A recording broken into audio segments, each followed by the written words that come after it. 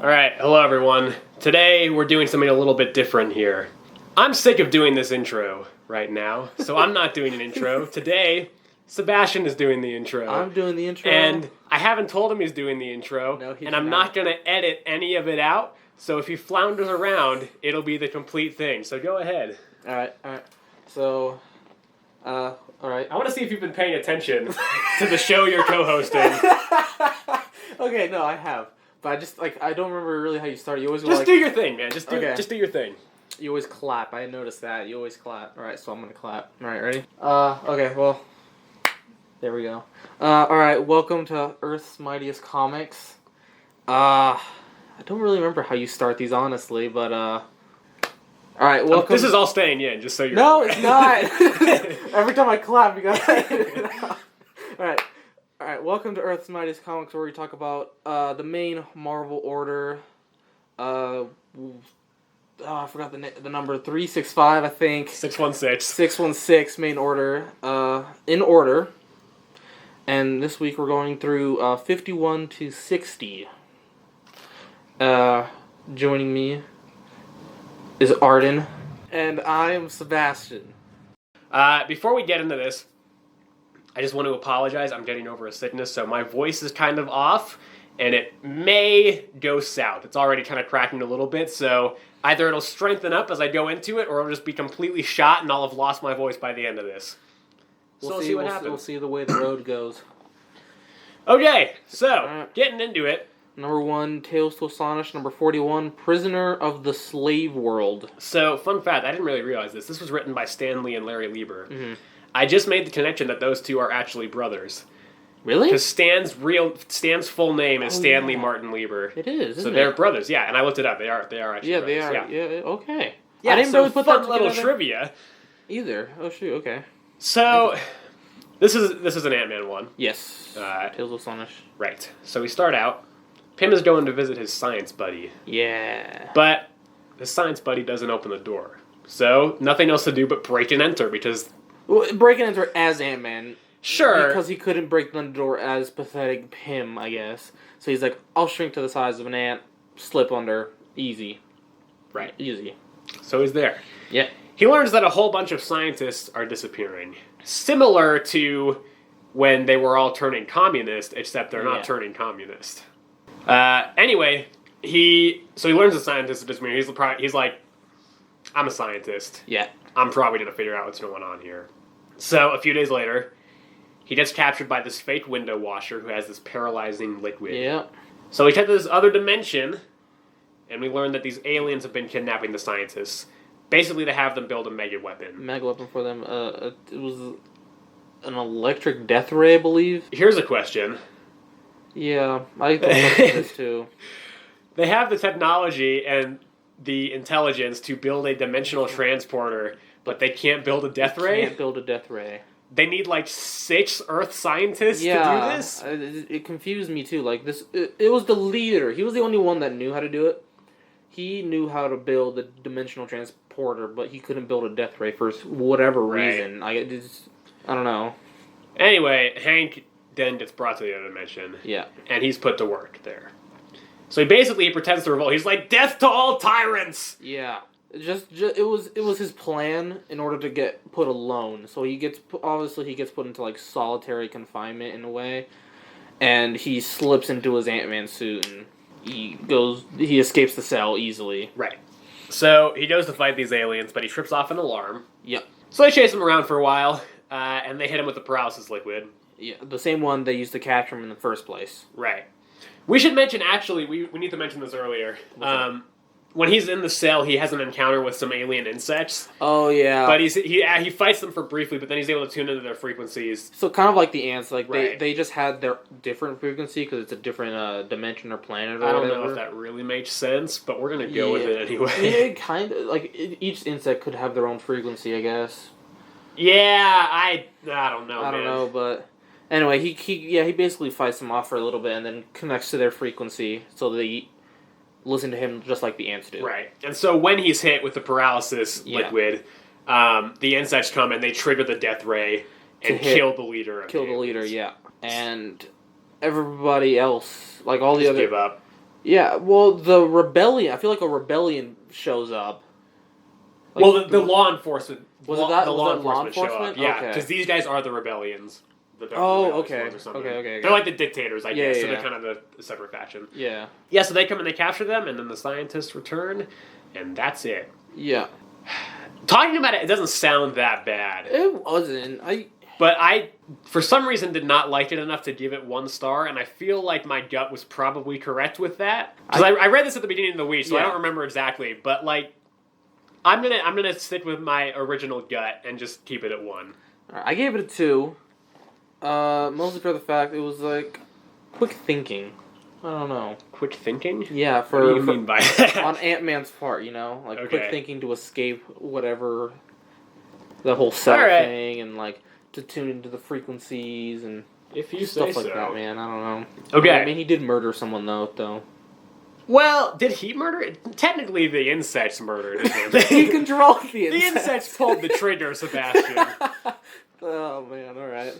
Okay, so on to the next one. Yes. Amazing Spider-Man 1, the A story titled simply Spider-Man. Spider-Man. Yes. It's kind of leaves off immediately after the one little like small snippet of Spider-Man we got, and I don't remember. Amazing Fantasy 15, which would have been that episode 2. one. If you want to go listen to that, it's in episode 2. I believe it's somewhere in the first half, so you can go check that out. Pretty sure I think it's like the second one. Yeah. So anyway, we picked up right after Uncle Ben's death. Yeah.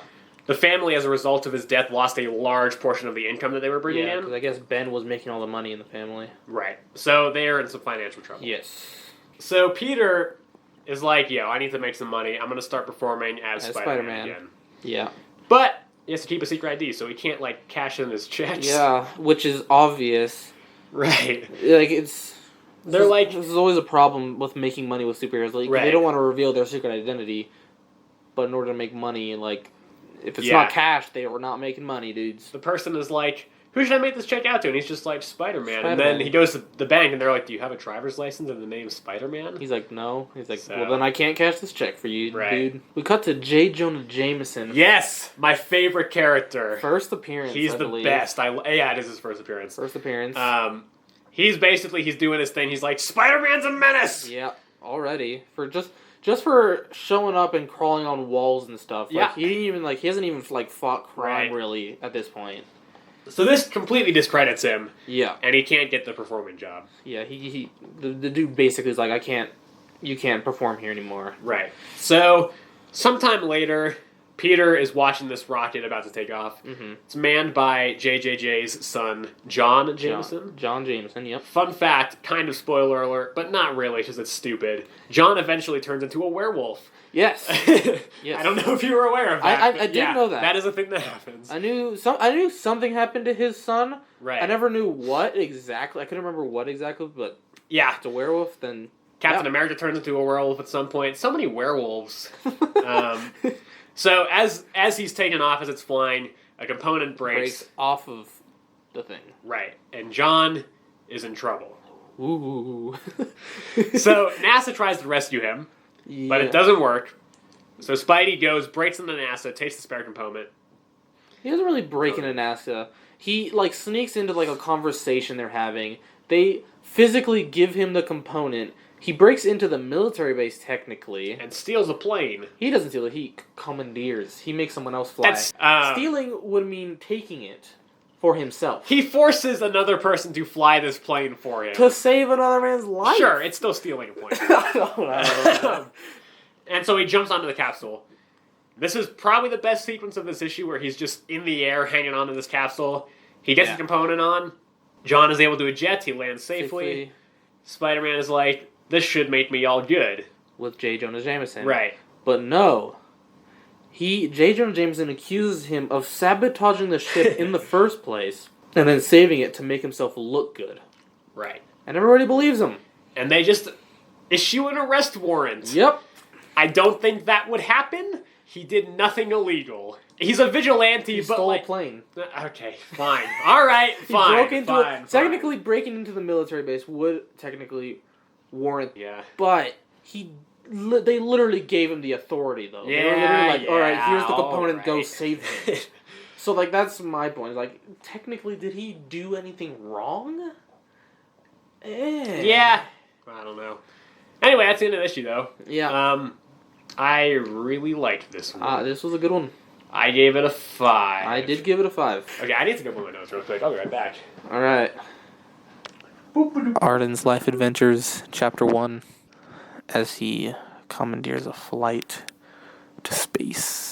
He is attacked by the mysterious hogwash portal and narrowly escapes.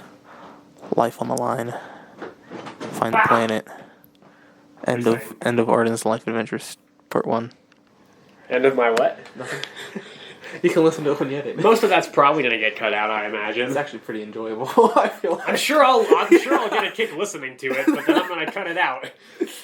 Okay. All right. We then go to Amazing Spider-Man 1, the second story. B story, yes. Spider-Man versus the Chameleon. The Chameleon. I don't like the Chameleon. I don't really like That's it okay. either. So we start. But it is the second crossover. This is true. So I still rated it a little high. All right. I feel like. We start. Right off the bat, they mess up Peter's name. Yeah, They call him noticed Peter that. Palmer. I was gonna question that because, like, isn't it Peter Parker? Or No, it is Peter Parker. Yeah. Oh, it is, okay. I was questioning, I was like, is this a different Peter that I didn't know No. of? Yeah, this is not the... I don't think this is the last time they do this. Okay. Yeah. Okay. So anyway, he needs to make some money still. Yep. So he goes over and he tries to join the Fantastic Four. Yes. So he basically, the way he thinks of doing this is by breaking into their building and, like, fighting them to show off his powers. Right. Which is not a great way to get someone to hire you, I feel like. Yeah, that's that's probably true. Like, I don't know, but... So, eventually, they just sit down and talk. Yeah. This is actually, we have a term for this. We call this the Marvel misunderstanding, where they don't talk it out and they just get in a fight. They just straight, like, I feel like this is mostly Spider-Man's fault, though.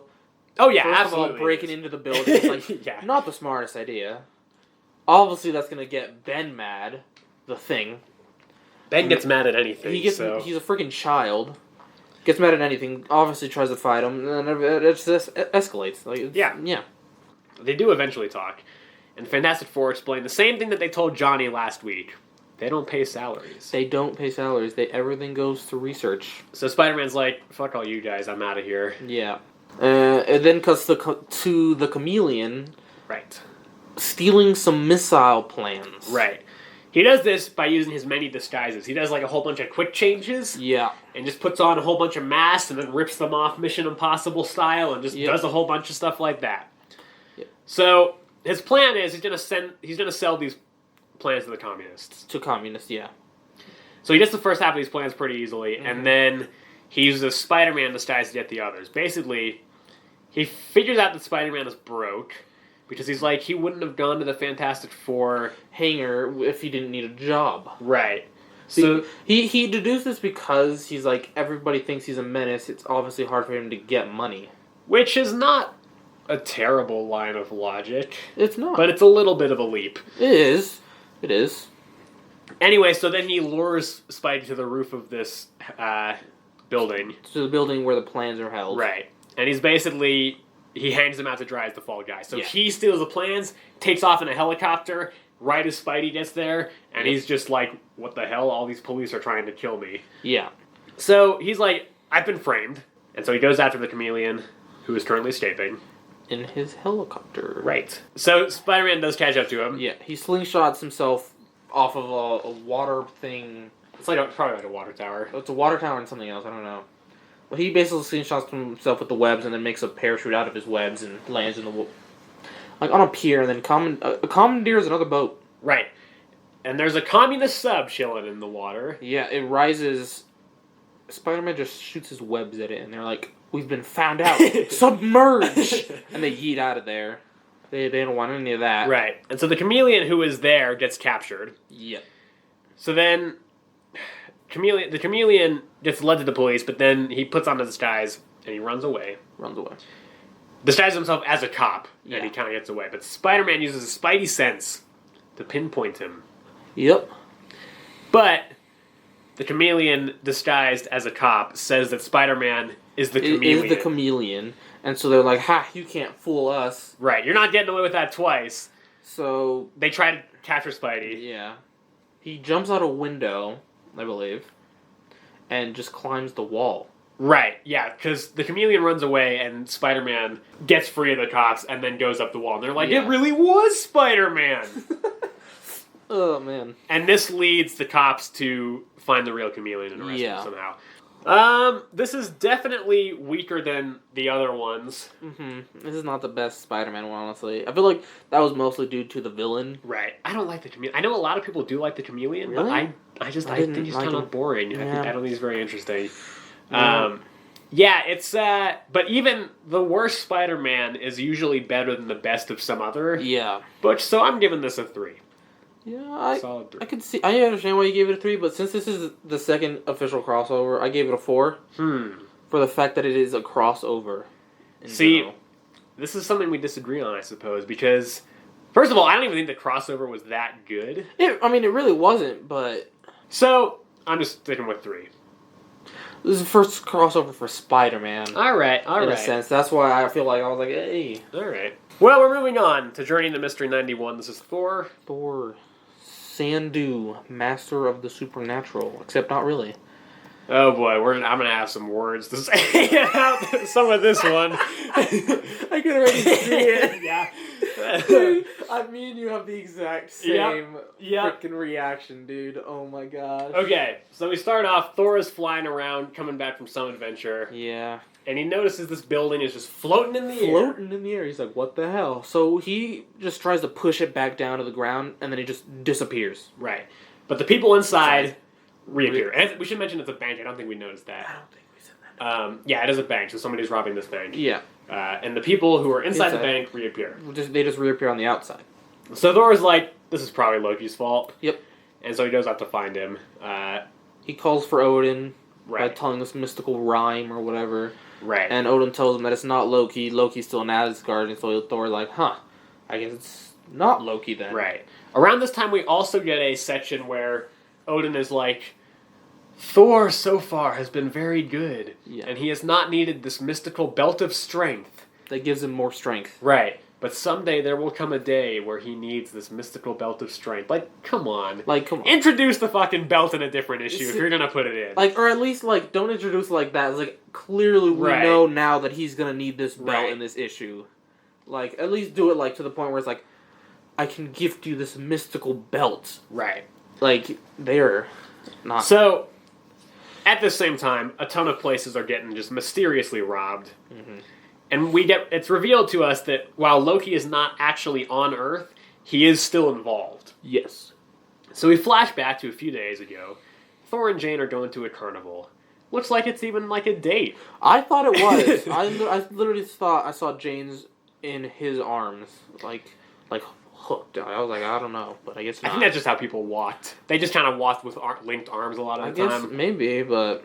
So, they go to this carnival, and they see this guy named Sandu, who can read minds, basically. He's like a telepath. Yeah. So, at one point, he talks, and he goes over, and he's like, Dawn, I know that you're in love with someone whose initials are JF.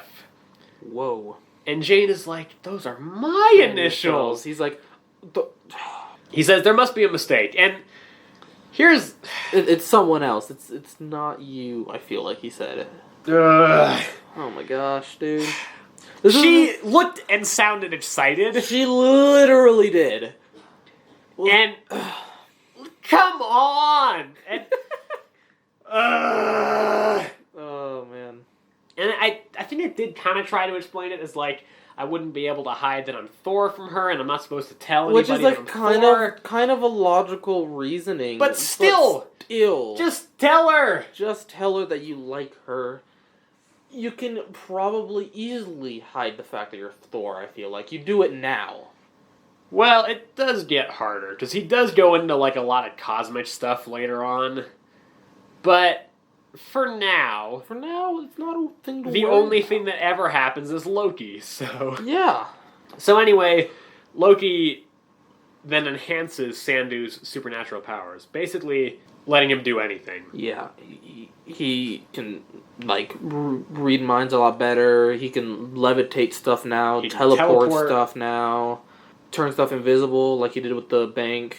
Right. Or he didn't. He just teleported. He teleported it actually. Now that I think about it, yeah. So it's just those three, I think. Right. Actually. So then he turns to crime. Yeah. And we kind of see Obviously. we see Sandu's perspective on the beginning bank robbery. Yeah. And he does a bunch of crimes. He's like, he steals the Taj Mahal. He's like, I need a palace to live in. Let me just teleport it to where I'm gonna be. He also is like, if they try to use nuclear bombs on me, I'll just teleport them somewhere else. There's so much stuff. There's so many things wrong with that statement. First of all, he's saying this as he's flying over New York. There's no way they're gonna drop a nuclear bomb on New York City. No, definitely not. On top of that, even if they did, he says, I'll teleport them to a different continent and just let them explode. Yeah. Why wouldn't he just teleport and then it would just wipe out New York? Yeah. And then, like, he'd be the undisputed master of the world. Who knows, man? I feel like they overthink these things. Yeah. I don't know. Anyway, he kidnaps the United Nations building. Yep. And Thor comes as they're doing this and they fight him. They fight each other. But Thor gets wrapped in some chains. Yeah. And then Sandu drops a building on him. Sandu drops. Yep. So Thor asks Odin for help. How do I escape this? So Odin sends him the belt, and Valkyries take it to him. But basically, they give him the belt of strength, and he can easily just rip out the chains. Yep. Which honestly kind of confuses me, because if he can push down a building, I feel like he could easily rip out a chains, but I don't know. And here's the other, why not just wear the fucking belt all the time? Yeah. Why didn't he just have it from the beginning? Yeah, why do you ever take that off? I don't know.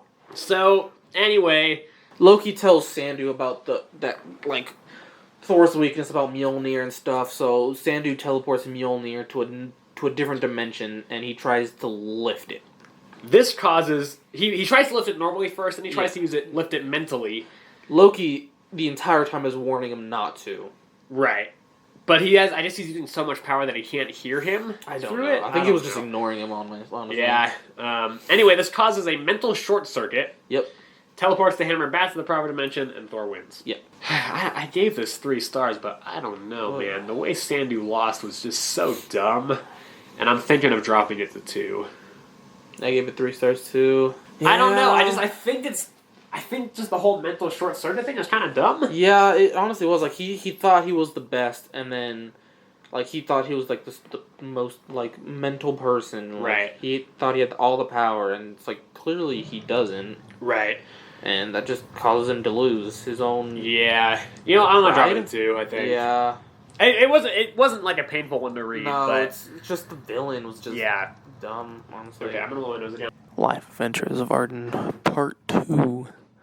So as he's hurtling towards a planet, the mysterious guardians of the Fern rescue him right out of the atmosphere of Pluto. They bring him aboard his ship, and they repair it on their mighty TV screen. Alright, Sebastian, you might wanna... And Arden's Life Adventures Part 2. Okay, moving on. Strange Tales 108A, The Painter of 1,000 Perils. This is potentially the dumbest thing we've read up to this point. You didn't like this guy? Are you kidding me, Sebastian? This was so dumb. Oh my gosh. So we open up. Yep. Torch is stopping a bunch of crimes. Yes. Starting with using flaming scissors. Again, just stop it with this stuff. Ugh. I read. I was literally reading this. I was like, Arden's gonna get. Yeah. Arden's gonna love It's this. stupid. So this guy, Wilhelm Van Nile or Van Vile. Vile. Okay, I'm just seeing this name now and really registering it. Whose last name is Vile? Like, that's like... This is just... It gets dumber and dumber. If I could give this 0 stars, I would. Dude, this is great. I freaking loved it. I loved this dude. So, he goes to the hideout of some gang. Yep. And they try to kick him out. Yes. But he uses some magic paints to paint a giant gorilla. And throw them out. 2-headed, 6-armed gorilla. Right. And he kind of throws them out. Because whatever he paints becomes real. Yes. So, the cops start coming. They kind of... Like, there's a big ruckus there, so the cops kind of start coming. And he paints them a magic carpet, and they just fly away on the carpet. So, we cut back to kind of his origin. He started as a plagiaristic painter. Yep. basically just like trying to paint other paintings and sell them as his own. So he tried to paint like the Mona Lisa. Yeah. But he didn't paint in the smile, so he got caught. Yeah, he always like recklessly left. He was too stuff careless. out. Yeah, careless. So then he turned to counterfeiting. Yep. So he tried to use them on a place where the torch was working, which is like the only time that Johnny ever has a day job, which is, they just kind of threw that in there for plot convenience, I think.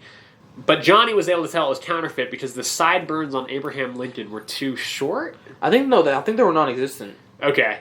Yeah, so then Vile threatens him, and he takes him back to their hideout. Yep.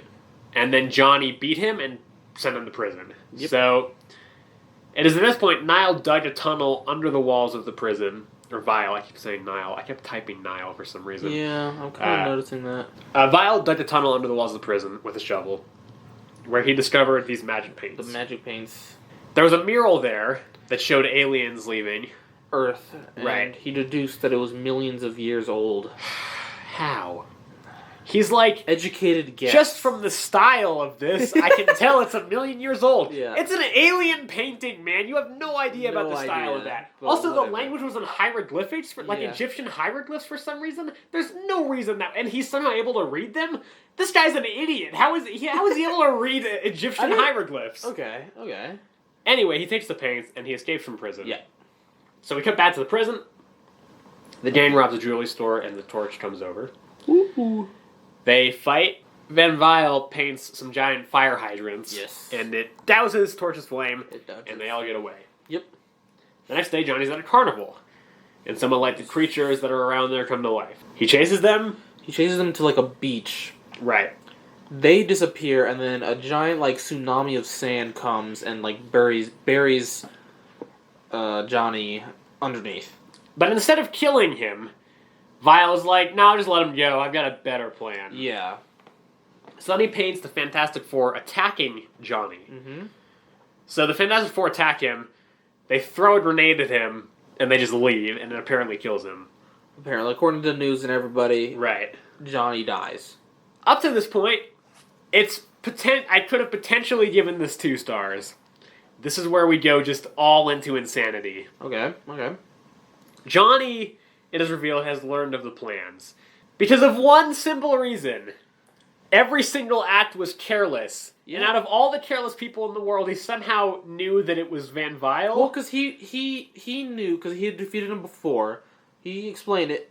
Like with the dollar bill, him forgetting to draw Lincoln Sidebeards, he always forgot to draw something in everything that he created. Like with the fire hydrants, he forgot to draw nozzles for where the water was coming out. With the beach and this giant sand tsunami, he forgot to draw baskets and picnic stuff. Okay, who would have registered that? That one was far-fetched. That one I didn't really. But with the Fantastic Four, they didn't have the number 4s on their uniforms. Sure, so you would know something was up, but why would you pinpoint it on him? There are so many careless people in the world. He knew that he had to have known that he broke out of prison. He knew that he was a painter. I don't know, man. It's just a little. Would he even have known he's a painter? Because he caught him for counterfeiting. He knew he. How else would you counterfeit money? He painted it. You don't paint counterfeit money. Hey, if Lincoln doesn't have a sidebeard, I think he painted it. It's probably drawn or something, or printed. I don't think it's paint. Nah, I don't know. Anyway, so he painted a duplicate of John. So Johnny painted a duplicate of himself. He created a duplicate of himself, which is what the duplicate Fantastic Four destroyed. But the paints, the inconsistencies are wild because this time it created duplicate stuff. Yes. Instead of just getting to say the actual Fantastic Four to come attack them. But when he escaped from prison, he drew himself escaping, and then he just magically flew out. So how do you know if it's a duplicate that does it, or if it's the actual people? Not gonna lie, you straight lost me, but yes. Okay, no, because you know what I'm saying? Because when it showed, because there was the cave-in. Yeah. When he found the paints, and he painted himself just going, and he went straight through. He himself went straight through. Yeah. Why didn't it create a duplicate of himself, and that person go straight through? Or if that worked, then why didn't it make it the actual Fantastic Four attack Johnny? He drew the scene. In this one, he drew. I think he drew the actual Fantastic Four. I don't know. None of this makes sense to me. I just think it's dumb. I gave it 1 star. If I could give it 0 stars, I would give it 0 stars. I didn't rate it very high. I gave it a 2. But I don't know. I enjoyed this dude. All right. You know what? You can have your opinion, Sebastian. I won't try to take it away from you. I'm gonna say 2 star. I don't think it deserved a 1 star, man. I don't know. All right.